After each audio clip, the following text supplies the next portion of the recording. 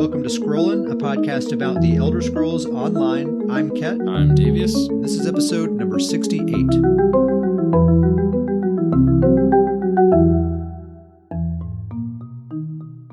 This is going to be a lot of number talk. I think if you're taking a long road trip, you might want to maybe wait and listen to this later because it's going to be a lot of numbers. I think it's going to be an interesting discussion, but we are going to be talking about it. Gotta roll the windows down. You know, this is the part of the podcast where Ket's gonna everybody put on your thinking caps. Ket's gonna put on the lab coat and wheel out the chalkboard.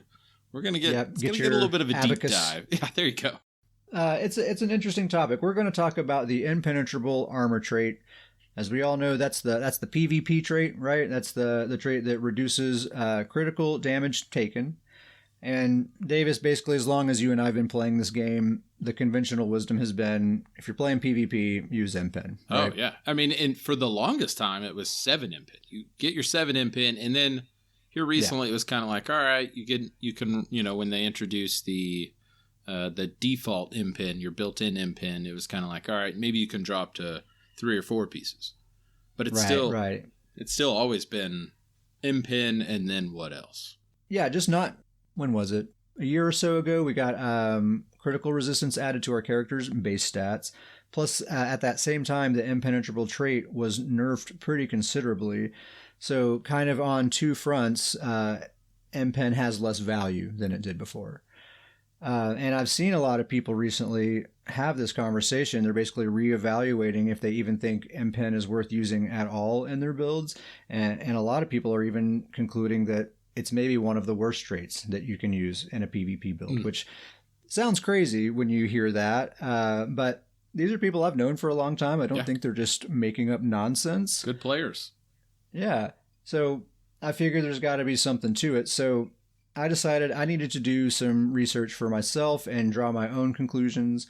And so that's the plan. That's what we're going to do here today. We're going to talk our way through this thing. And hopefully by the end of it, we'll have a better idea of where we stand with impen. Chalkboard, get your chalk ready. I got my thinking cap on. This is the time for the listeners to put on the thinking caps. Thinking caps on.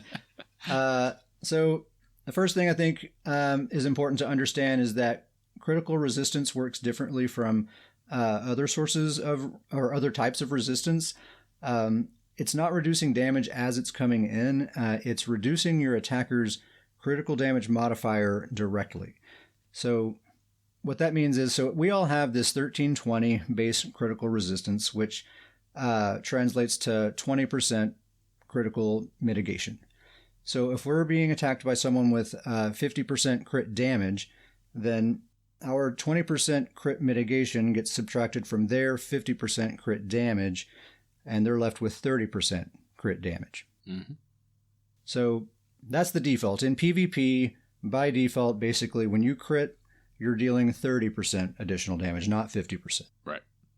If we add 7 impen to the equation, if all 7 of your armor pieces are impenetrable, then that's going to give you a little over an additional 13% crit mitigation. So stacked on top of your base 20%, you have 33% total crit mitigation now. So now your attacker's 50% crit damage is going to be reduced down to 17% crit damage. And I think if we stop right there and just look at those numbers, that looks kind of impressive, actually. 30% crit damage with no impen or 17% with all impen. That seems pretty nice. That seems like, maybe I'm going to use impen. But let's put some numbers through the meat grinder here, see what comes out the other end, and see how we feel about it then. I think the best way to wrap our minds around this thing is to do a good old-fashioned hypothetical scenario. These are my favorite. The good old-fashioned Ket hypo. Yeah, the Ket hypo. So in this hypothetical scenario, let's suppose that you're going up against an enemy who has the standard base 50% crit damage. And then we're going to be playing on a character that has 20k resistance, not critical resistance, but just regular resistance. So that's going to give you about 30% damage mitigation. And then when we factor that in with battle spirit, the way that math works out basically is that we're going to have about a 65% total damage mitigation. So when we get targeted with an attack, we're going to be taking 35% of that tooltip as actual damage. So a 10K attack becomes 3,500 damage. Yeah. And so that's how we're kind of arriving at a lot of these numbers here. So let's take that 10K tooltip attack, and let's suppose that it critically strikes, right? So theoretically, before any kind of mitigation of any kind is factored in, a 10K tooltip is going to crit for 15,000. But we have 20% base critical resistance, so that 10K tooltip is only going to crit for 30% more damage, not 50%, so that's a 13,000 crit. And then that number goes through Battle Spirit and our armor and ends up hitting for 4,550 after that mitigation. If we add 7 MPen to the equation, so now we have 33% crit mitigation, so that 10K attack now crits for 17% more, so 11,700, then gets mitigated down to 4,095. So that's 4,095 with all MPen versus 4,550 with no MPen. It's a difference of 455 damage, which is exactly 10%. And I think that's the way to kind of think about MPen, or that's the way I've been thinking about it anyway, is if you have all 7 pieces, then you're getting 10% additional mitigation against critical strikes. I mean, that's the hard-hitting number that really reveals what impen is right now. Is there it is right there, a 455 damage difference, which is very, very minimal. Yeah, from an attack that has a 10K tooltip, that's a pretty hard-hitting ability. Exactly. And when that crits, 7 MPen is going to shave 455 damage off of that. And that's the key word right there, too, is that only when it crits. So this has to, we're already talking, this now has to be a critical hit for that even to matter. Yeah, you're already honing in on sorry, what I'm sorry, I'm to. jumping in. No, I cool, apologize. Cool. I apologize.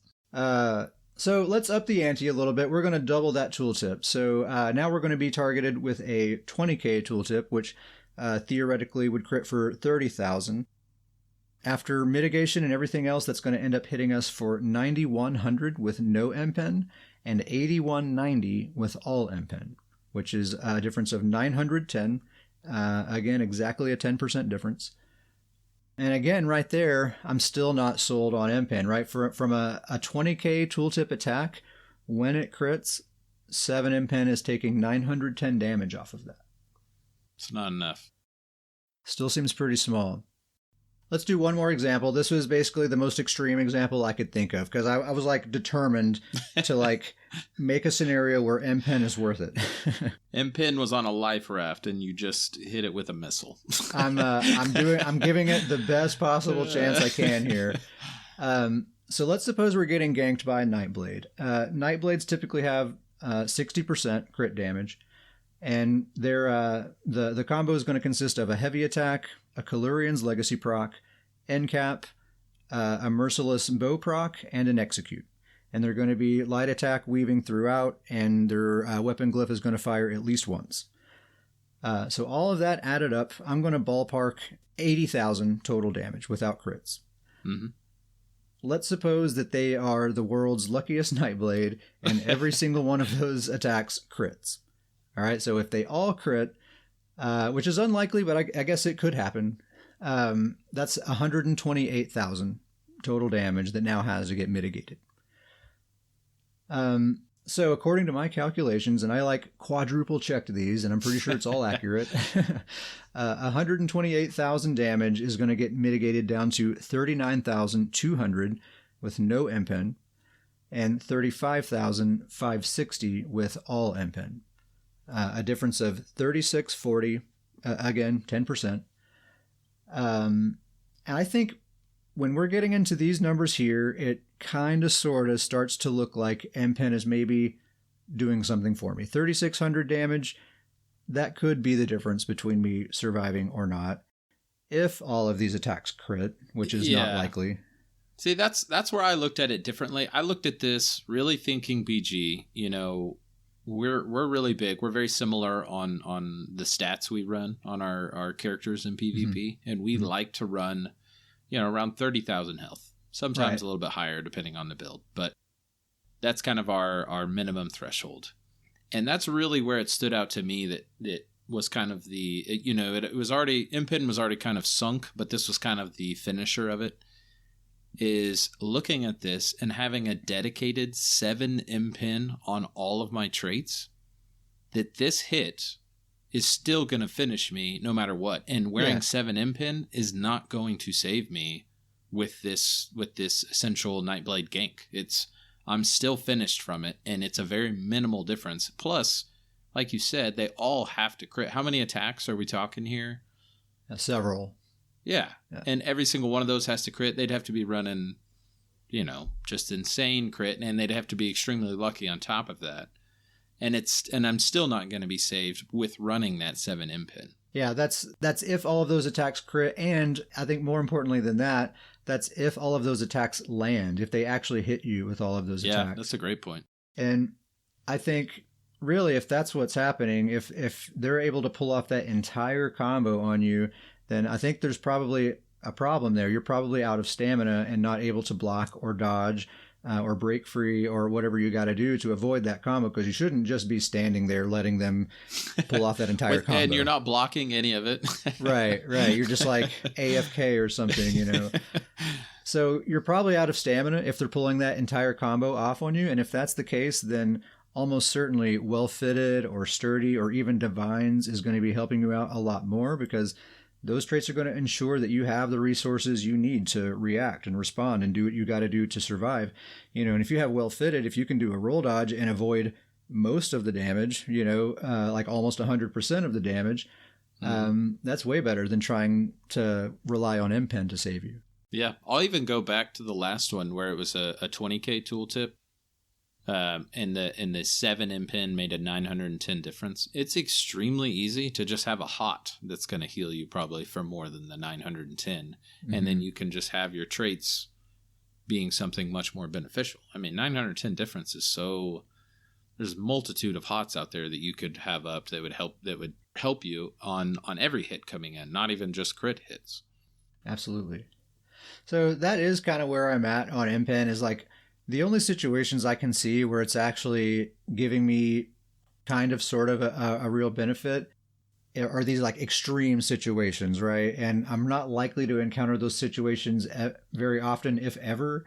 And when I do, almost certainly another trait is going to help me out a lot more than impen would, even so, And unless I'm in an extreme situation like that, then I'm probably not even going to notice that impen is there or not. I mean, go back to the 10K example, that gets mitigated to 4550 with no impen or 4095 with all impen. If I look at my recap, all I'm going to see is I got hit with a 4K attack in both cases. Right. Yeah. So I think, my conclusion is kind of in line with a lot of these conversations I've been seeing lately, which is impen, not such a great trait. I think another very important thing to consider is that Malakath Band of Brutality is still very popular. I would estimate probably half of the players out there are still using it, even after it's been nerfed. And the other half of players typically have pretty low crit rates. If we're being extremely generous, we can say the players who aren't using Malakath, let's say they have a 40% crit rate. That's very generous. So, but let's just say that they do. So that means half of the enemies you come across, 40% of their attacks, which would be 20% of all attacks, you're getting 10% damage mitigation against those attacks. And if you average that out, 10% damage mitigation 20% of the time, that's an average of 2% overall damage mitigation. You do a battleground, if you could somehow look at just the damage that impen was saving you from, it's going to be 2% of all the damage that you mitigated that match. Nothing. Yeah, hardly anything. Now, Sadly, nothing. Now, impen isn't really about like average overall mitigation. It's really about those moments of those big crit spikes that it's supposed to save you from. But as you can see, in the most extreme example I could think of, it's still barely doing anything, especially when you consider what well-fitted or sturdy or something else would be doing for you. It's pretty small. And that's the part that stands out to me, is it's supposed to save you from that crazy hard hit that they land and get the luck of the crit. And it doesn't seem like it's enough to even save you in those situations. Yeah. It's not reducing it enough to actually save you. That's what I was hoping for. I was hoping for that example to be like, that should be like the scenario that the impen really shines in, but it still doesn't really. Yeah. If it saved me from 10,000 damage in that attack, I could maybe be like, okay, all right, that'll save me from those ganks. I died to ganks quite a bit actually, so that would be nice. Yeah, it's popular right now. But I don't think that's worth it at all. So I just want to compare it to some of the other traits. I think one good comparison to make is the reinforced trait, which is pretty neglected. I think a lot of people use it on like a heavy chest piece. That's pretty popular to do, but otherwise not a lot of people are using reinforced. But I think it actually offers quite a bit more value than impen. If you're wearing 7 reinforced, it depends on the type of armor you're wearing, but it's going to be somewhere around 4 to 5% damage mitigation that's being added directly to your armor. So you could look at it as 5% damage mitigation. That's like equivalent to minor protection, except this is better than minor protection because it's being applied directly to your armor. So in the damage mitigation formula, it's being factored in earlier, so it's being applied to a larger number. So you're getting more out of it than you would from minor protection. So that's kind of how I think of reinforced, is like kind of like minor protection, but better. It's kind of wild to think that. When I think reinforced, I mean, I just feel like my brain's been trained to think, a tank in PvE are the only people that use that trait. Right, yeah. Same here. And it still is offering not much value, I don't think, but it's similar to impen in that they're both kind of quote unquote dumb traits. Like they're passive. They don't require you to do anything. You can just stand there and receive damage and they'll do their thing, right? Whereas well-fitted, sturdy, other traits, they require something from you, right? Yeah. So I just think it's a good comparison for that reason. And also reinforced, you're getting 4 to 5% damage mitigation, whether your attacker is wearing Malakath or not, whether they're critting or not, you're getting that all the time. That's the huge part right there, is it's all attacks, not just crit attacks, but all incoming attacks. Yeah. Well fitted is my favorite trait. If you wear 7 pieces well fitted, you get 42% cost reduction to your roll, dodge, and sprint. I mean, that number right there just blows me away. That is amazing. We're talking about 10% damage mitigation against 20% of the attacks you receive, or I can roll dodge 42% more times. That especially calls out to you because you love roll dodge. You love your roly poly. And I love sprinting too. I love being fast, and so just having 42% more of that. If you're wearing well-fitted, you're probably wearing medium armor too. So if you have 7 medium, that's a total of 70% cost reduction to your roll dodge. If you happen to be an orc, that would be a total of 54% cost reduction to your sprint. Most of my stamina tunes are both. They're both orcs and wearing medium armor, so they get both of those. And those are just astronomical numbers. Like my StamPlar, she's an orc right now. She's only wearing 4 well-fitted, and she can literally sprint infinitely. She hardly loses any stamina at all while she's sprinting. So it's an incredibly good trait. We talk about that Nightblade gank example. In that example, if I'm on one of my stam tunes with well fitted, as soon as I take that first heavy attack, I'm not taking any more damage after that. Yeah, you're out of there. That's the only attack they're going to pull off on me. And I never run out of stamina. It's an incredibly powerful trait. Well, and the sprint reduction is huge because for me personally, when I think of the sprint reduction, I think of, when you're running to a fight in a battleground and if you're, depending on which map it is, sometimes you'll be half your stamina bar by the time you get there. If you're trying to sprint there to get there quick, or if if it's the start of a match and you're running to kind of where the starting fight is. Yeah. To have that cost reduction to your stamina and to actually go into the fight with that much more of your stamina bar, 42% more stamina, that's huge. That changes the whole dynamic of that first fight. What's up, Dr. Professor? Thank you for joining us, man. Good to see you.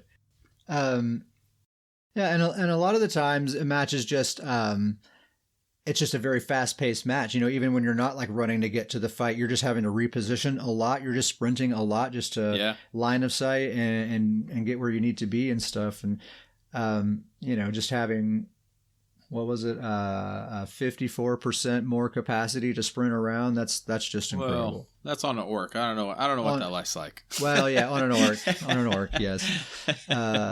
42% for everyone else, which is still great.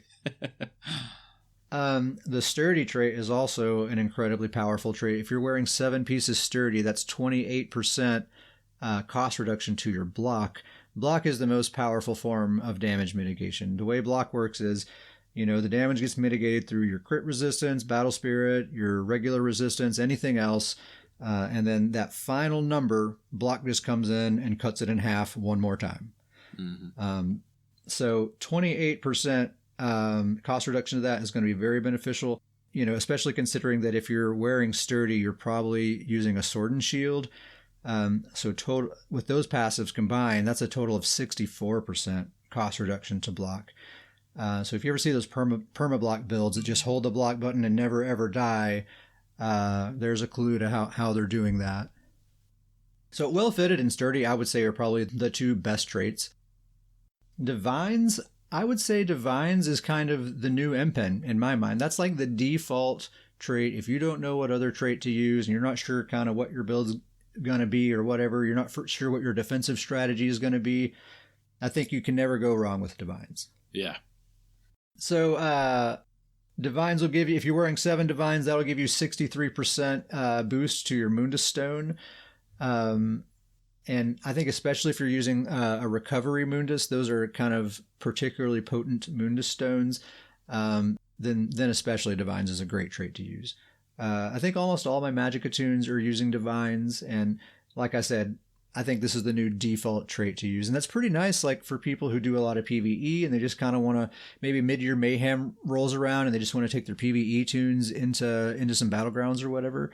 You don't really have to worry too much about the not having the right traits. Like put on some different food, switch up your skill bars a little bit, and you're probably in good shape. Like in that situation, having 7 Divines and 7 impen, I think you'll find your survivability is better with the Divines. Yeah. Well, I think that even speaks on to it seemingly back when impen was king. You have to have 7 impen. That was the only way to go into a battleground. Mm-hmm. It was you have that or you are going to die a lot in the battleground. That's just kind of the way it was, is that you either had all 7 impen or you were going to kind of be a weak spot for the team. Whereas this new kind of change where impen has gone way down, now kind of the bottom of the list, it kind of allows traits to be not as important, just in the sense that, if you don't have all your traits on a build figured out yet, it's not going to hurt you as much as seemingly as it used to in the past. I know a number of very good players that are just kind of lazy with their builds, and they don't even, it's just like whatever drops they get or whatever like cheap pieces they can find on Guild Traders, they'll just throw a build together and it's fine. They'll make it work.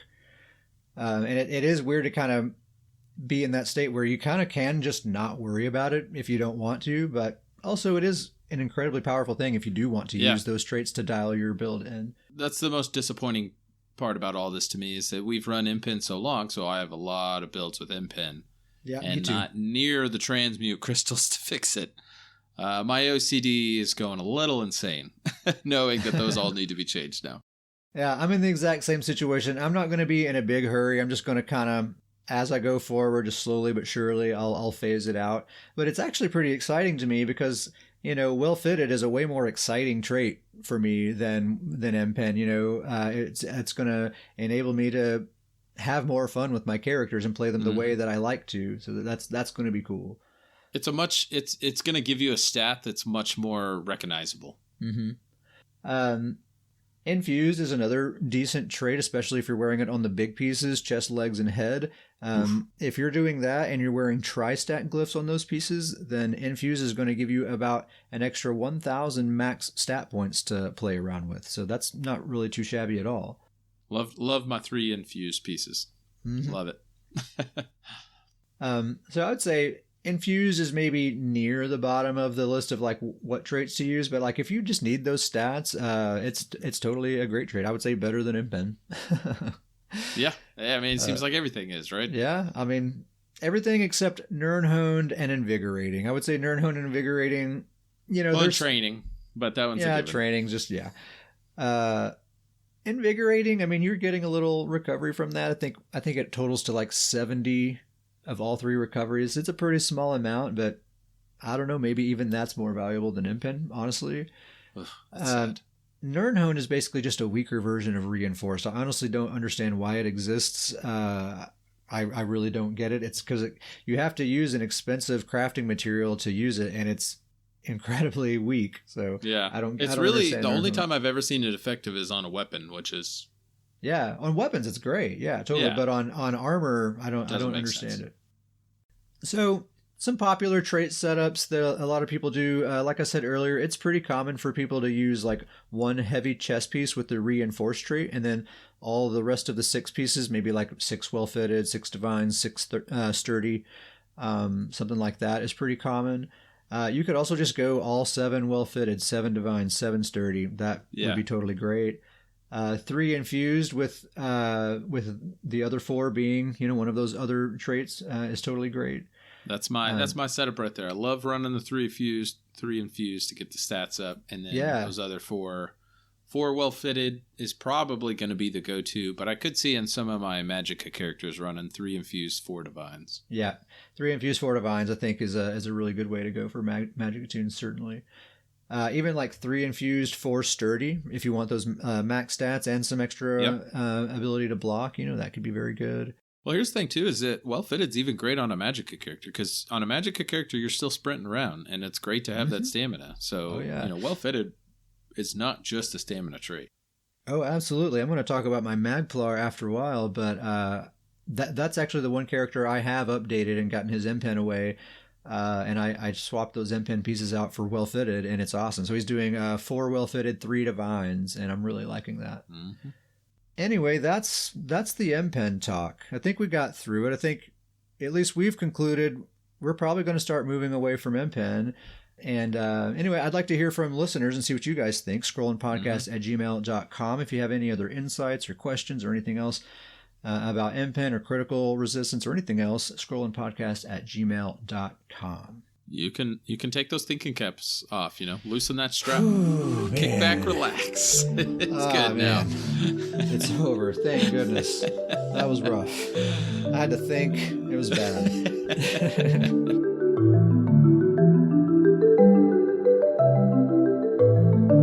Well, as usual, I've been playing a ton of Battlegrounds, and really more than usual lately, because I honestly haven't had this kind of enthusiasm for Battlegrounds.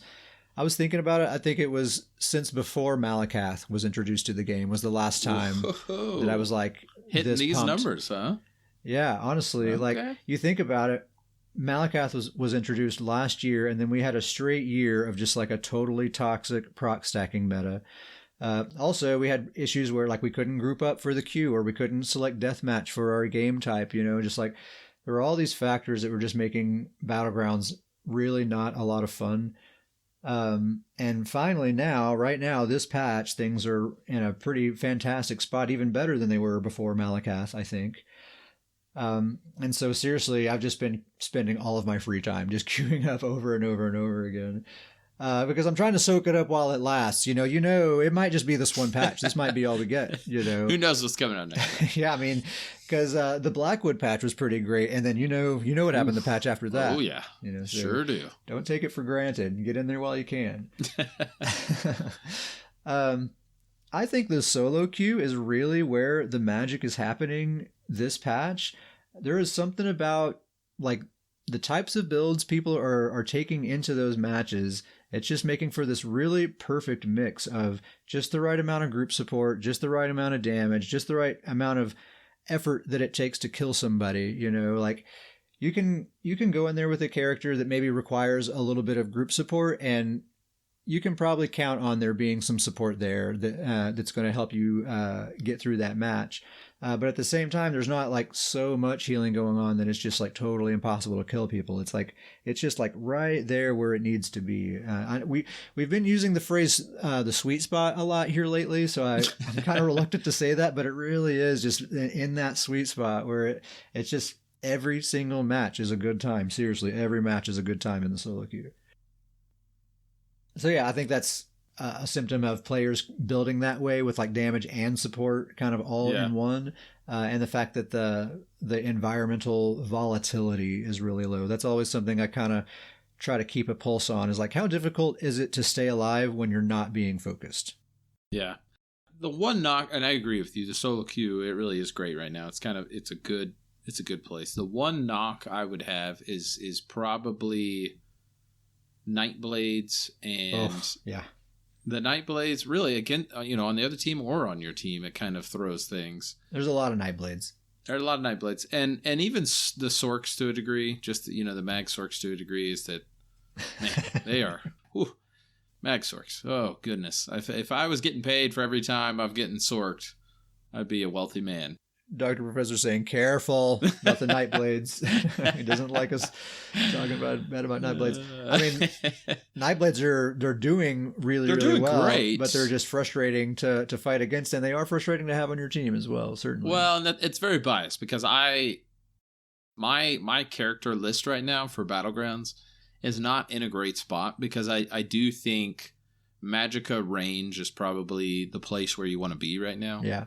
Or at least some sort of range. And I guess because I'm a glutton for punishment, I have all my characters are up front in your face. Even my Magicka ones are up front in your face. And so if you're a Nord, what are you going to do? Yeah, it's by the Nord way. And so, the Nightblade in the Mag Sork range is a struggle for me personally. So I'm very biased in that. But and so even, talking about Nightblades, even when they're on your team, they're doing fantastic. But when I'm up front in the face, usually it's causing me to get a little outnumbered, or, I'm going a lot of 2v1s, 3v1s, and things like that. And so maybe I just need to adapt. I haven't adapted yet. I've also been doing a fair number of pre-mades here lately, which is something I haven't really done a lot of in quite a while. But I... kind of, again, BGs are in a place where I feel like I'm kind of in the mood to do some pre-mades. I want to get sweaty.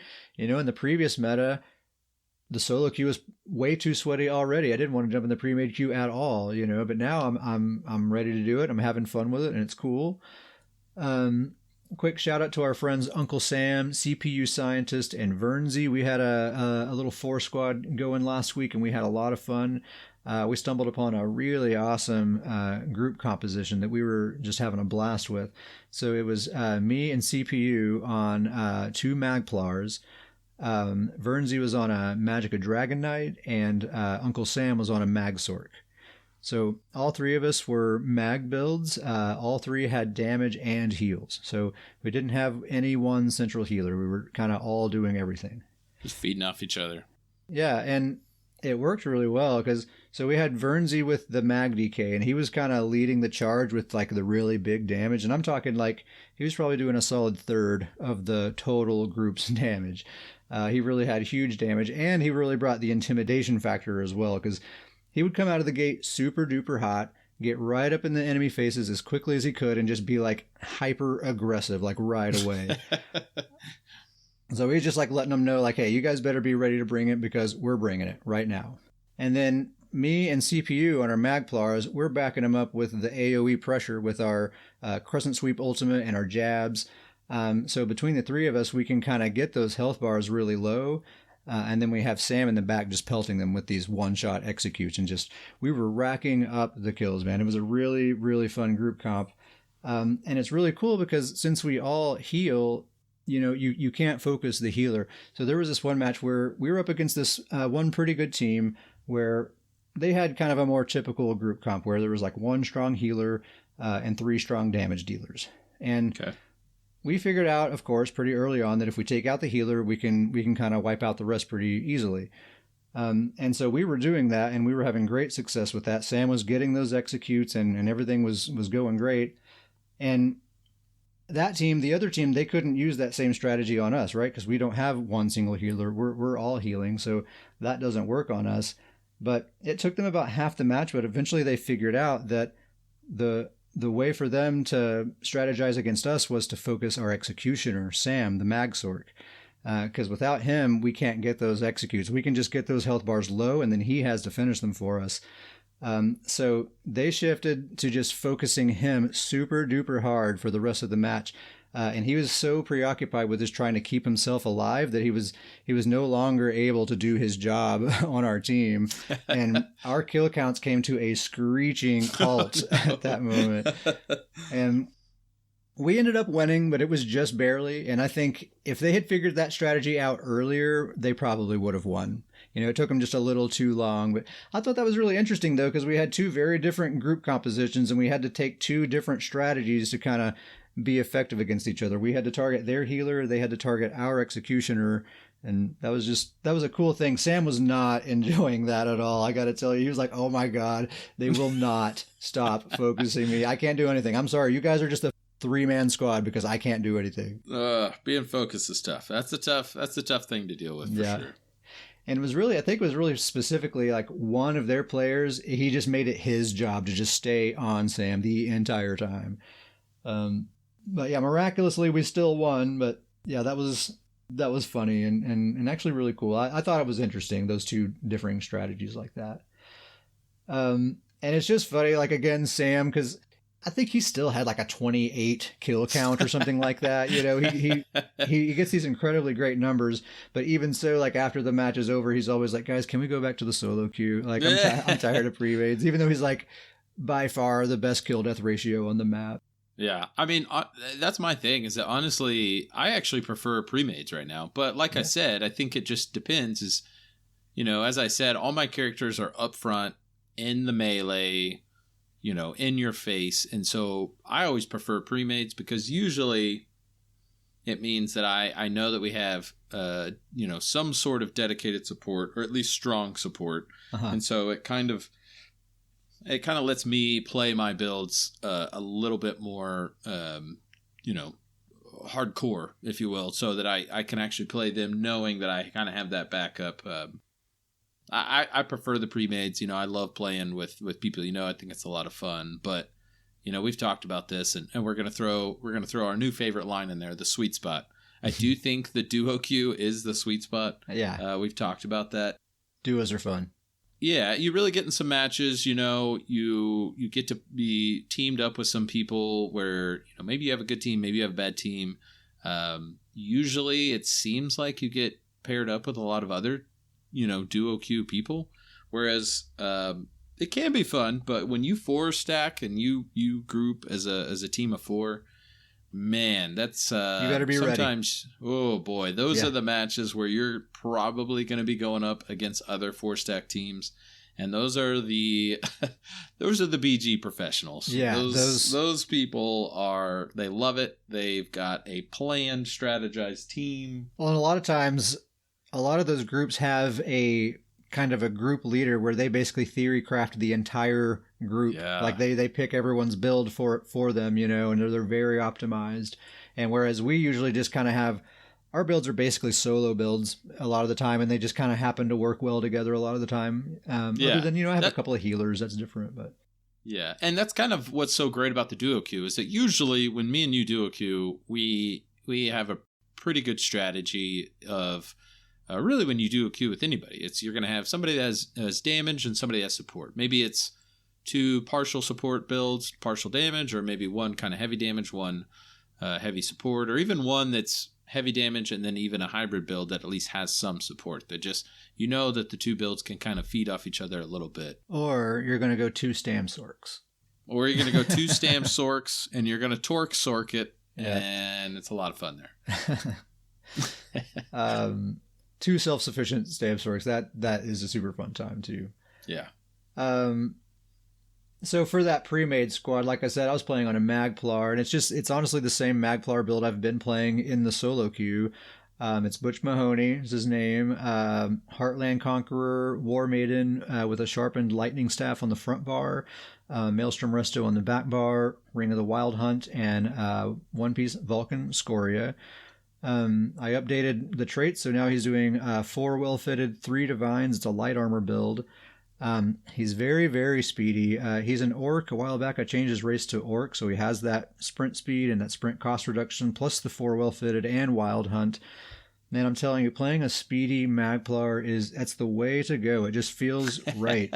Like, like that Wild Hunt plus being an orc, plus I have Race Against Time and the Toppling Charge and Gap Closer, like all those things combined, you feel like you're flying. It honestly feels like more mobile and more like flighty than playing a Magsork to me, honestly. So I'm really liking it. The Heartland obviously is a fantastic set. It pairs perfectly with War Maiden. War Maiden actually is a little bit more damage than Spinner. I did a lot of testing with that. I was using Spinner for a while, but I went back to War Maiden. And then with Heartland, I basically still have Spinner, right? Because it's a sharpened staff, and Heartland doubles that. The front bar for sure. Yep. So it works great. It's a fantastic build. It's really just a very simple, like nothing fancy build, but it's just right. It works so perfectly well. I like it a lot. Yeah, that's one of my favorite builds to run with you. Is exactly like you said. Is that build just can bring everything. You know, if I'm running, you know, one of my characters up front in your face, I know that character can throw the heals. Like it can be a heavy support. But at the same time, you know, you're still having fun because you can turn it on and go full offense whenever you need, and he's more than capable offense. That's your million build, where it's very common for that build to get the 1,000,000 damage, 1,000,000 heals, because it really can kind of cover all areas. Yeah, like that sweaty match I was talking about just a minute ago. I'm pretty sure he got like 1.5 million damage and 1.4 million heals in that match, and that's with everyone in the rest of my group also healing. That's your MagPlar. That's the Butch's his internal fight is he's gonna have more damage or more heals. Which one's gonna win there? He just competes with himself. Yeah. So on the topic of Templars, Davius, you were telling me last night that there's been some updates to the need for mead, your StamPlar. By the way, that's my favorite of your names of your characters, the need for mead. I think it's just the perfect possible name for this character. The need for mead. I love it. The Nord StamPlar. Well, that's funny you say that, because I'm going to talk on that for a bit. But yes, so you know, like the genius I am, I decided, all right, if I'm going to put a new build together, I'm going to pick the one that we ranked 10 out of 12 on our BG report. That's the one to go all in on. Yep. Makes a lot of sense. But honestly, it's funny that you talk about the name. It is one of my personally favorite names. It's got to be my top 3. But I logged into this character. I was just moving gear around because I'm at that point. I'm sure anybody that has multiple characters knows this. My bank's full with gear, and so I throw gear on certain characters. And so when I move around, I have to log into the character to move it around to the bank. And so I just logged into this character to just kind of move some gear around. And I logged in, and of course I was hanging out in East March. But I immediately, like in the first 30 seconds, got a compliment about the name. Like somebody whispered me and complimented the name, and they were like, "Oh man, that's I don't even remember what the whisper was, but it was like great name, like one of the, you know, love that name for a Nord." Uh-huh. And so I really just kind of sat there for a minute. I was like, "Man, I've got to do this character more justice. Like it's been up on the shelf. I haven't really had a build for it. I haven't really played it a whole lot." And so I was like, "All right, like I got a compliment on the name, like maybe I'll try throwing a build together." So I threw a build together, hopped into BG. Right as before the BG started, I get another compliment on the name. Like, and you wow. know, those couple seconds. And so I was like, all right, like I'm sold. I've got to go all in on new this. Favorite like, character. Yeah. I mean, come on. Like 2 name compliments that quick. Davis is like, a StamPlar main now. There guys. we go. StamPlar main. It's happening. It fits in line with all my other Nord named characters, is that they're essentially all like titles. Like they're all Nord related titles, if you will. This one in particular, though, it's just too perfect because it's very like Nord specific, Nords drink mead, but it's a play on the phrase need for speed, and speed is a very big part of this character's like the way they play. So it's just all too perfect. Swift Wild Hunt, you better believe it. It's all about the speed. So I like the setup that I have where all my characters, and I think I've talked to you about this in the past, but I've kind of set up all my characters where they all do have these title-like names. And this was originally, you know, I'll go back. I played, you know, Elder Scrolls 3, 4, 5, you know, Morrowind, Oblivion, Skyrim. I played all the games. And when I played those, from the very first one I played, I made the same character in every single game, and that was Davius Starjumper. Mm-hmm. And then every game I played, I just made him older, and I just continued the character on. I would just recreate him, make him older, and just kind of continued playing the games. And so when I started ESO, the first character I made was Davius Starjumper, and I made him even older, which now I guess was wrong considering this game's kind of a prequel, and so it doesn't really make sense. He's a time traveler. You know, yeah, Davius has been all over the place. He's been around the block, okay? He's jumping stars, he's jumping time, too. He's jumping stars, he's jumping time, and so it works. And so when I made Davius, I made him, like, as old as I possibly could. He's blind. You know, we always joke he's the old blind healer. Mm-hmm. But in my head, it's kind of been this fun internal game with my characters, is that all these other characters' names are just titles.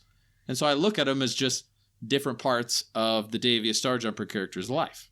Oh, okay. Every single title is just a different part of his life that he lived. Okay. And that was kind of the title that best described him at that point in time. I see. You know, I never knew that. Is this like a recent kind of conception you've come up with, or has this always been? It's always been that way. Okay. I never knew. Did a full new look for him. The look is pretty sick. Pretty great. I mean, that's the most important, right? That's the most important part. Absolutely. It makes you play better. Look. Yeah. I mean, I honestly, you know, we joke about that, but it really is. How I choose which character I log in, really, a look is a part of which character I decide to look in. Like, I will go through the looks, and whichever look I'm liking the most, that's the one I'm probably going to log in with first. That's why I log in with Butch so much. There you go. He's a good-looking dude. He's a good-looking guy. So just to go into the build, it's nothing crazy, but the build is 5-piece Deadly Strike, 5-piece Dagon's Dominion, the Wild Hunt, of course, you know, Need for Mead, 1-piece Trainee, and then I do the backbar Vatishran 2-hander. Mm-hmm. And so really, you know, what it does, and it's pretty similar, you know, you can relate to this with old Betsy and your StamPlar. Really what those sets do is it really just lets those jabs hit really hard. Yep, you know, the Deadly Strike. Jabs. Yeah. Dagon's Dominion, you know, that one gives it's a 475 weapon damage buff to area effect abilities. So basically your jabs. And your Crescent Sweep ultimate too, you're using that? Yes. Yeah, yes, I do use the Crescent Sweep ultimate, which, you know, we had a really good chat on the Discord. Gosh, an extremely good ultimate. Which was a week ago or so. We were kind of just talking about that. And really that chat's kind of what led me to choosing it. And man, it is a fantastic ultimate. For the cost and the damage it does, fantastic ultimate. So I even like the fact that it doesn't stun. I've talked about that before, but the fact that it doesn't stun to me is a good thing, because you can hit them with it, then stun them afterwards, and it's like they've taken 2 ticks of damage before they even start reacting. It's really nice, and it's so cheap. It's great. Yeah, exactly. You know, it works out really well. It lets you control when you want to throw the stun on them. And the fact that you can do jabs with that ultimate and the low cost, you can, you know, you almost always have it available. And the ability to do the jabs, light attack, and the ultimate, and to throw that into somebody and control when you want to throw that stun on them is extremely effective. It really can, it gives you a lot of control on how you want to throw your burst into an enemy player. I've been all about that here lately, like giving them my burst and then stunning them afterwards. It's a really great way to go. Yeah, and that's been a huge part of the success of this character. And you know, Deadly Strike, it has been nerfed here lately, but still really great. You know, still really great on a Templar. It's great. I'm still using it on Betsy. It still works really well. It's still the best option, really, I think. Yeah, I mean, it's just such a huge buff to that ability, and that. You know, that ability is so huge with the AoE capability and the high damage. It works out really well. The tooltip on this character, it's got a 4K jabs, which, you know, I'm sure you can relate to. You know, old Betsy's might be even higher than that, but a little bit, but not much. It's fantastic. And that Vatishran 2-hander backbar, when that thing gets cranking, you know, those jabs start hitting really hard. Mm-hmm. And I've really kind of enjoyed, you know, it is a StamPlar, so it's a stamina character. But I've kind of set up my backbar to be very, I don't want to say Magicka based, but almost Magicka based, in the sense that I do have Breath of Life on my backbar, and I also have the Templar heal ultimate on the back bar, which I've kind of been turned off of here lately. Just because it keeps you standing in place, and we've talked about on healing characters, it's not great to stand in place, but I've really found a home for that ability on this stamina character, because to be able to do those strong heals on a stamina character with group support is really rare. And so I've really, really liked it as my back bar ult on this. And I actually use it quite a bit just for team support. So, having Breath of Life and that, and Vigor, plus the extended ritual, that back bar can really be a pretty defensive, heal focused back bar for a stamina character. And so I've really, really liked it. It's nice that because StamPlars, they have the Magicka to spare too. They don't really have a strong drain on their Magicka pool, so you can kind of do that. That's cool. And so, this is actually the character that, I've been, we joked before the podcast here, I've really been doing a lot of Battlegrounds these past 2 days, but this is the one that I've really been doing most of my matches with. And,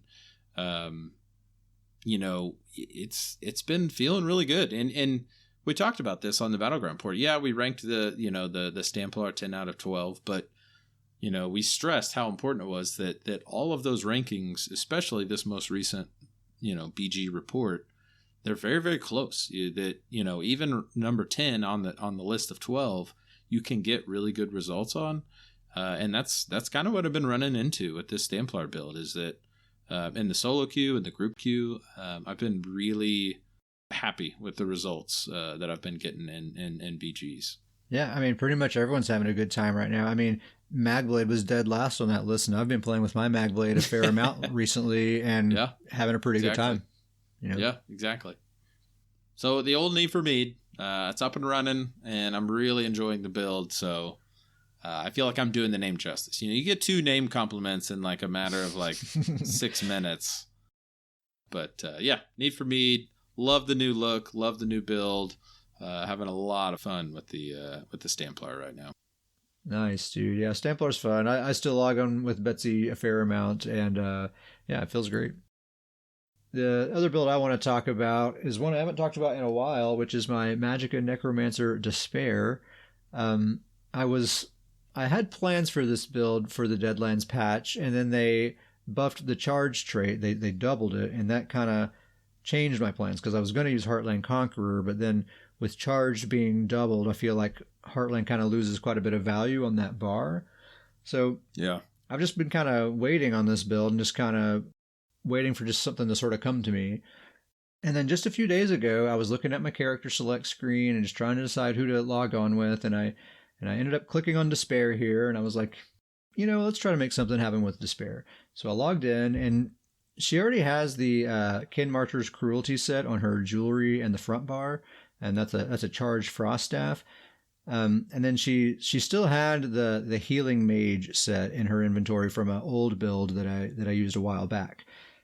So I just put that set back on her body just because I wanted to just play with this character, and that's just a set that I had. It's functional enough. So that's basically what the build is. It's 5 pieces Mending, aka Healing Mage, 5 pieces Kin Marcher on the jewelry, and charged Frost Staff on the front bar, Maelstrom Resto on the back bar. And I have written down here 2 pieces Mighty Chudan, but it's actually 2 pieces Earth Gore that I've switched to now. And so I put my armor buff back on. It's a really great build. It's working really well. The Kin Marcher's Cruelty is an incredibly strong set. I can really tell a difference in having that equipped. I'm starting to learn the visual indicators of like what debuffs are happening and stuff like that, so I can kind of tell when it's doing things. Having 2 major debuffs active at a time, which is what Kin Marcher essentially gives you, is just on everyone who's near, on every enemy who's near you. It's just incredibly powerful. And one of those debuffs that Kin Marcher gives you is Major Cowardice, which reduces your enemy's weapon and spell damage. And then the Healing Mage set, what it does is when you cast an AoE heal, it gives all nearby enemies Minor Cowardice. So you get both of those stacked on top of each other a lot of the time whenever that procs on Kin Marcher. And what's nice about the cowardice debuff. Yet another shout out to Uncle Sam, because he kind of pointed this out to me. But major cowardice is maybe the strongest debuff that you can give to someone, because it's reducing their weapon and spell damage. It's reducing their base damage, their pre-buffed damage. So major cowardice will reduce your enemy's weapon and spell damage by 430. That's 430 pre-buffed damage. So, if they have major sorcery, increases your spell damage by 20%. You're removing the base damage, so you're effectively removing whatever that 20% would be giving it as well. So you're actually taking away more than the stated value. And yeah, that's pretty huge. And weapon and spell damage affects their healing and damage. So you're debuffing them in both ways by quite a bit. And if you have healing mage on them as well, you're really weakening them a lot. And not to mention, Kin Marcher is going to have a whole other major debuff on them as well. This is Uncle Sam's new favorite build. Yes. It's funny because this is the build that made Sam like the pre-made Q.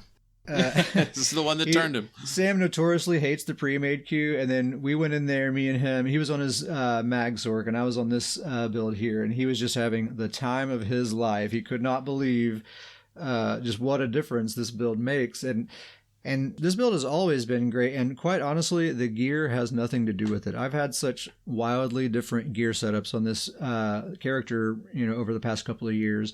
But her effectiveness has never changed at all, and her bar setup hasn't really changed much either.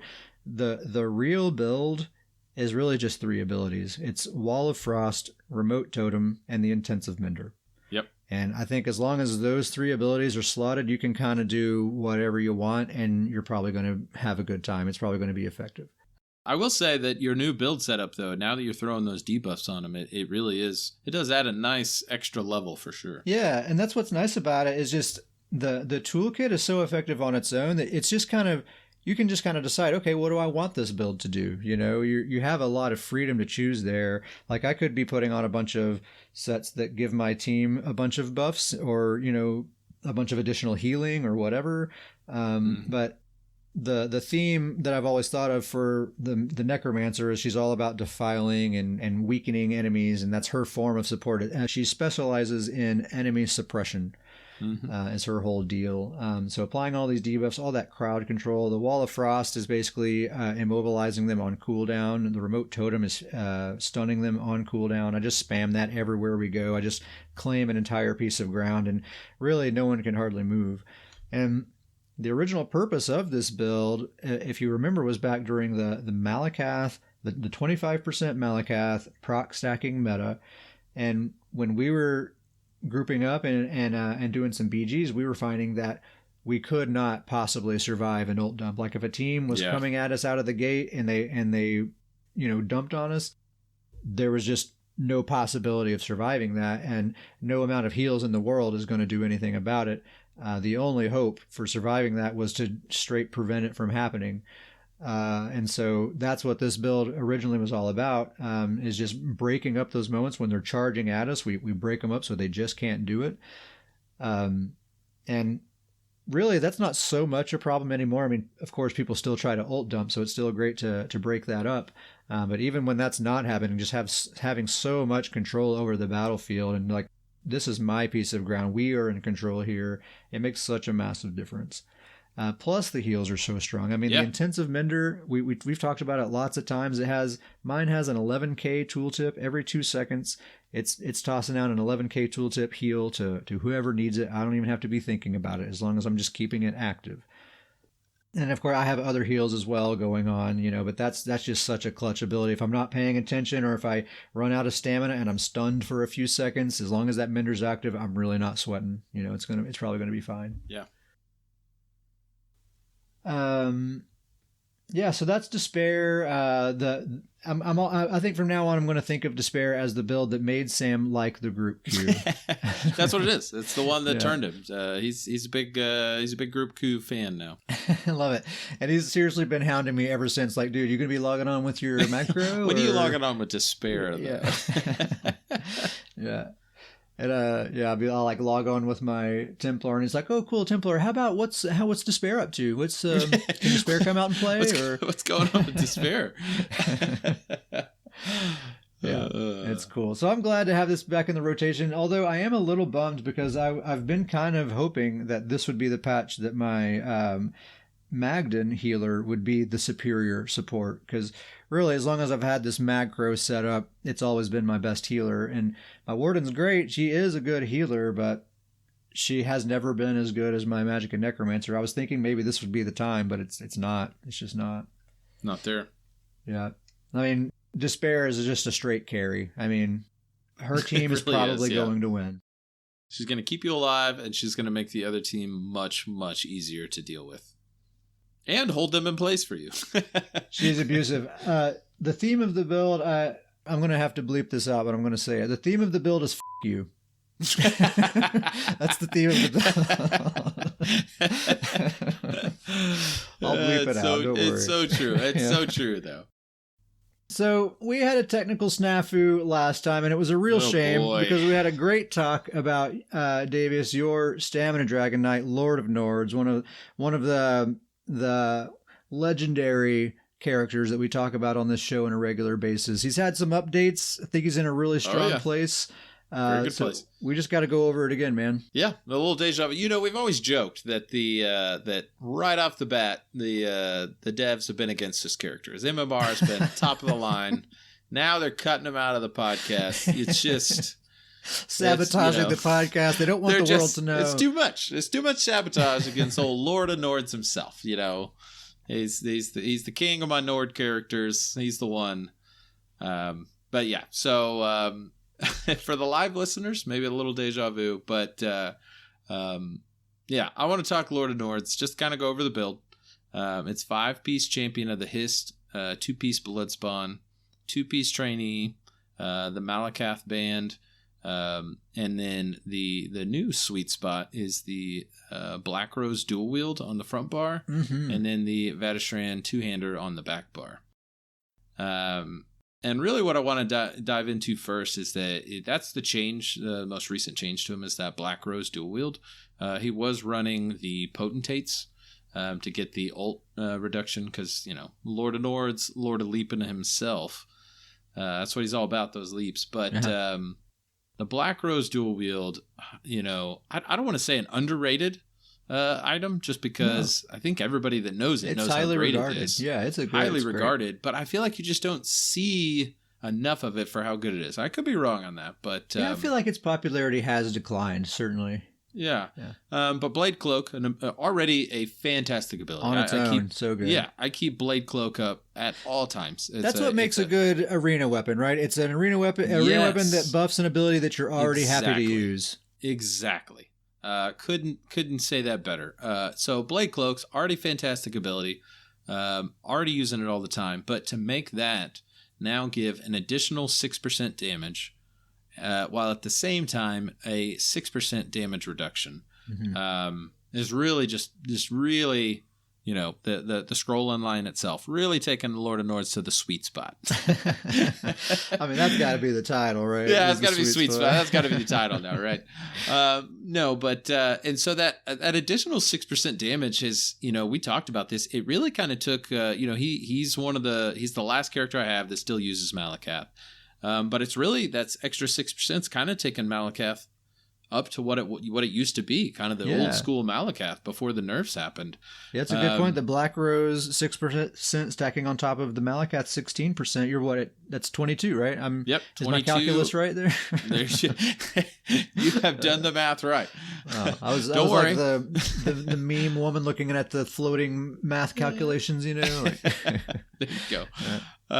But yeah, so the Black Rose Dual Wield has definitely taken the place of the Potentates, and it's been a great change because it just gave him kind of that extra sauce of damage where his damage numbers now are very effective. He's usually, you know, the top 1 or 2 on the team in damage, depending on what team I'm on. But he does great damage, and it's kind of done what I really love about Lord of Nords. You know, he's probably the most complete package build that I have on a character, just in the sense that he does good damage.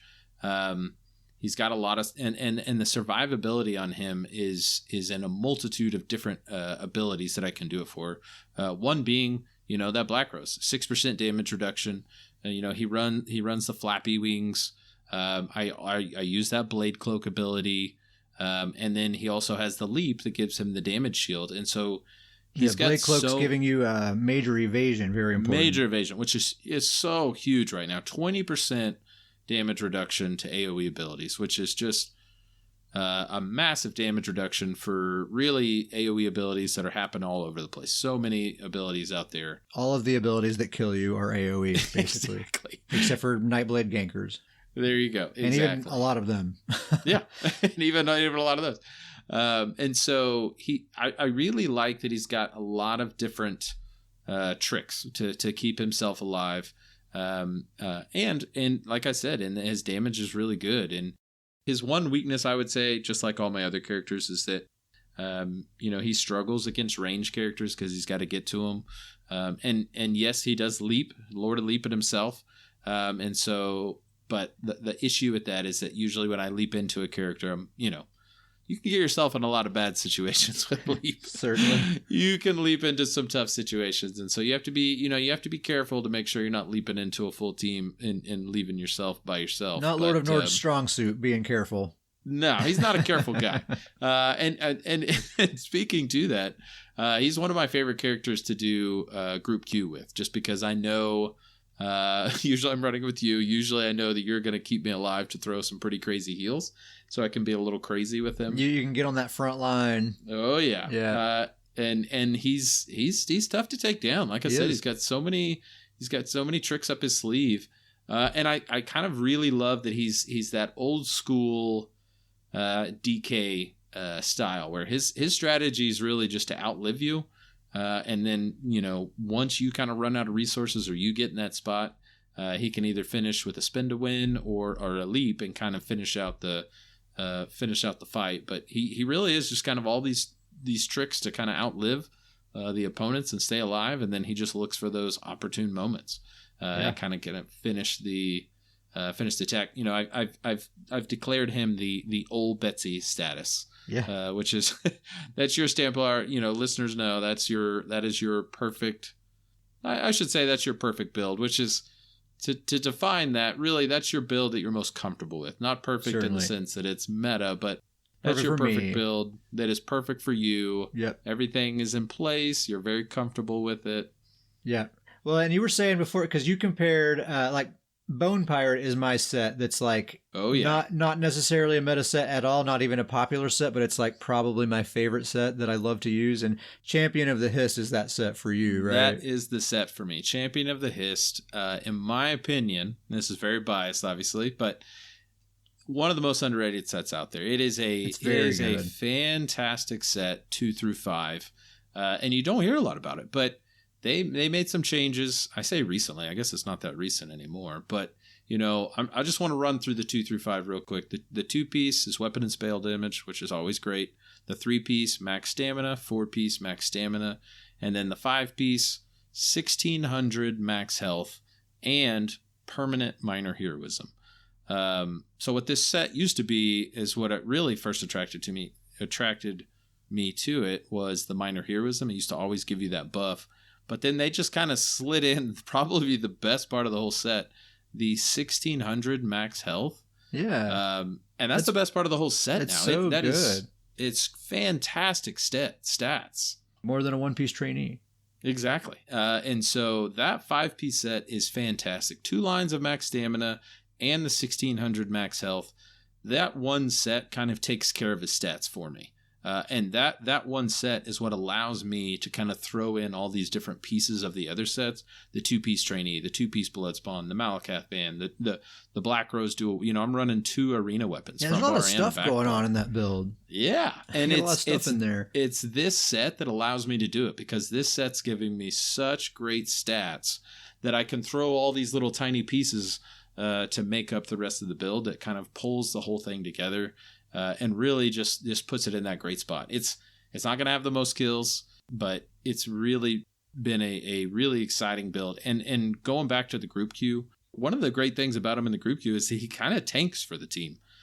He kind of jumps in there, takes all the attention. Everybody kind of focuses on him a little bit, and it really kind of allows whoever's running with us to kind of go in and to deal the damage while he's kind of distracting everybody. And I think that's the job of a brawler, you know? Like, I think Dragon Knights aren't necessarily going into Battlegrounds expecting to get all the kills. And I think if you're thinking team-minded, you're hoping you have a Sork on your team so you can get in there on the front lines, get those health bars low, and then the Sork can clean them up for you. That's how it's supposed to work, I think. I love seeing you helped kill. That is one of the best things to see on Lord of Nords if we're group queuing, because he's doing his job. He's jumping in there.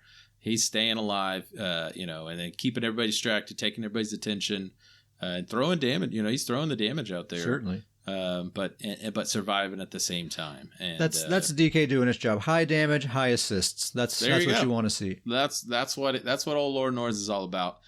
Plus, he is so much fun to play. You are just leaping all over the place. He's a Nord. He's very brash. Two-piece blood spawn. He's got the minor heroism at all times. His ultimate is just going through the roof, and so he's leaping all over the place. He is a lot of fun. Cool, man. Is Audacity still rolling? We officially have the Lord of Nords discussion on record this time. It's for real this time. I don't know until you upload it to Google Drive. I'm not going to start celebrating. We shouldn't go that far. Cool. Yeah, man. I'm glad to see the Lord of Nords in such a good spot, man. We gotta get logged in and do some duos with that guy. I feel like I haven't played alongside that dude in too long. It's been too long. I love seeing him leap first into the action. Like he's just jumping. Well, there he goes. I better catch up. I gotta go save his butt. Oh, that he's gonna start the fights. He has no issues with that. Oh yeah, that's great. And he looks like a professional wrestler mixed with an NFL player. He's a great mascot for the Goons. Well, let's just go with that. He's a great mascot for the Goons. Totally. Well, I guess that's about all we had to talk about. Emails and shout-outs. No emails this week, but we do have some shout-outs. Number one, gigantic shout-out to Grizzly Khan, because we were hanging out the other day. He was in Discord, in voice, and we were both in game, and I was just asking his opinion. God, how do I even explain it? I have these 3 pieces of gear that are golded out, and they have tri-stack glyphs on them, but I needed to change the traits. So I was like, should I transmute them? Or should I save the transmutes and just make new gear, but then I have to gold it out and put new tri-stats on there? Grizzly's like, how much wax do you have? And I was like, 4 pieces. And he's like, I just sent you the rest. He just sent me the rest of the drag wax that I needed to gold out gold out some new pieces. Old Daddy Warbucks, Grizzly Khan himself. I was just asking him what he thought I should do, and he was like, here, just do it. Go ahead. Just do it. So gigantic shout out to Grizzly Khan. Thank you so much, dude. That was baller move. And look at this, Dr. Professor letting us know. Shout out to Grizz. He sent Dr. Professor some gold weapons. Just dishing out those Grizz gold mats. He's the banker for the Stoons, man. He's just my inspiration. I'm going to start doing my writs again, I think, here pretty soon. Probably not. But also, another shout out to our good friends Uncle Sam, CPU Scientist, Vernsey, Brandon, and Crimson. Just a group of people that I've kind of been playing a lot with here lately. A bunch of really cool people. We've been hanging out in Discord and taking turns watching each other stream in Discord and playing pre-mades together, going to Imperial City, doing different things. Really enjoying hanging out with those people. So shout out to you guys. Yeah. Dr. Professor, for joining us in the chat while we're recording here. Thank you so much, dude. It's great to have you here. It's good to have an audience. So thank you, Dr. Professor. Shout out. I gotta throw the Dr. Professor shout out for he's got the PC fully leveled character CP. Who knows what CP is at now? But I know it's at least CP 160. Yeah, man. You got in during this XP event, so that helped. But he hit it hard. He got it. He got his main character recreated on a whole new server. Like, hats off to you, man. Yeah, he's good to go. Yeah, cool. We haven't grouped up yet, though. We got to do that sometime soon. Yeah, we got to make it happen. We have a guild. The guild is named Stoons Goons. It is the best named guild on the PCNA server, and it is also the official guild of the Scrollin' Podcast.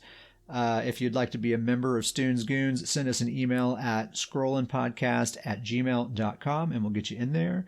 Also, if your guild list is full, honestly, I consider anyone who's in the Discord to be a goon, a fully fledged goon.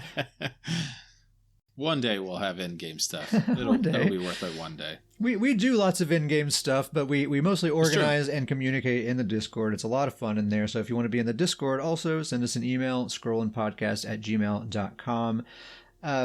Another perk to the Discord. So one thing you can do like Dr. Professor's doing, and when we record these episodes, you can sit in and chat while we record, and it's a lot of fun, and we really enjoy that. Another thing that I've been doing recently that I mentioned earlier is I've been using this streaming feature that's in Discord. And I tried my hand at streaming on Twitch a while back, and I concluded pretty quickly that it was not for me. It's just not, I don't have the right personality for it. But in Discord, it is a completely different vibe because for one, it's just a smaller community of people. And a lot of time we're in voice chat together, and it's not like you're sitting down for like an 8-hour long streaming session or something, like we're just playing like normal talking. And then like if my BG queue pops, I just hit the stream button really quick, and people can watch if they want. And then when the BG's over, I turn it off, and we just kind of take turns streaming for each other. And it's really a lot of fun. And a lot of times there'll be like multiple people having their stream running at once, and you can just kind of flip through the channels. It's like, oh, Davies's queue popped. Let me watch Davies while I'm waiting for my queue. Or, okay, Davies's match is over. Let me see what Uncle Sam's up to in Imperial City. And, and you can kind of commentate on each other and talk while you're doing stuff. And I really like it. Shout out to CPU Scientist, Ultimate Backseat Gamer. That's what I was going to say. That's probably my favorite part about all this is his backseat gamer. CPU Scientist cracks me up. Oh, man, it's great. That dude can watch a stream and he will narrate for it. It is the greatest. And it's you've got to hop in just to listen to his backseat gaming. It is wonderful. It is fantastic. And it's like his favorite thing to do. He likes doing that more than he playing. He likes that more than playing. I've actually seen him play here recently in the past couple of days, but for a while, I held out hope that he just actually didn't even own the game, that he only backseat game. That's his only access to ESOs. That he's never bought the game, but he's only watched through other streams, and that's just how he plays. Yeah. No, he's the one that really kind of got me into doing this streaming thing, because every time my queue would pop and be like, oh, time for IBG, he'd be like, dude, hit that stream button. I got to see. Hit that stream. And, he does. It's fantastic. And he's commentating every step of the way, and I really enjoy it. I like it because a lot of times, like, my attention is like really focused. Like if I'm taking a lot of damage, I'm just super focused on keeping myself alive, and I'm probably not noticing a lot of stuff that's actually happening on the screen. And CPU's out there like pointing stuff out and like making sure I'm aware of certain things, and I feel like it's actually making me play better. And it's entertaining and fun, and it's cool. Yeah, but he really does. He'll point out stuff that you may not notice. Oh, yeah. It is extremely helpful. Oh, yeah. And like when I'm playing on my MagPlar, I'll get like a plague break on me. He's like, oh, don't cleanse that. Your teammates are nearby, and like my finger was about to hit that cleanse button. But, I was about to hit that cleanse. So it's awesome. It's cool. So, yeah, there's that. Perks to joining the Discord. Plus, we just, we chat in there all the time. We share memes. We have theorycraft discussions, and it's a really cool community. Some super chill people. If you're listening to this podcast and you like the vibe that we're throwing out there, then you'll definitely dig the Discord as well. Also, feel free to email us about anything else, any suggestions for the show, any questions, anything you'd like to hear us talk about. Tell us a joke, say hello, ask us what we like to put on our sandwich. I don't know. scrollandpodcast@gmail.com. Anything else to say before we go, Davies? I did want to bring up one last thing. As I mentioned, both the characters I talked about, they're both running that backbar Vatishran two-hander. One thing that we had talked about this week is that I noticed that we can't figure out exactly when, but they did do a buff on that item. That is a pretty fantastic buff.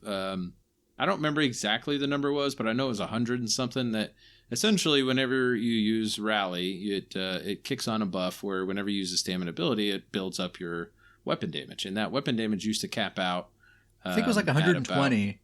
Yeah, I want to say it was very minimal, and it used to be a really high attack, AOE attack. And so what they've done is they've actually reduced the damage on the AOE attack but they buffed the amount of weapon damage, where it actually now is giving you 300 weapon damage when you get all those stacks. Master bow. That's a master bow. Yeah.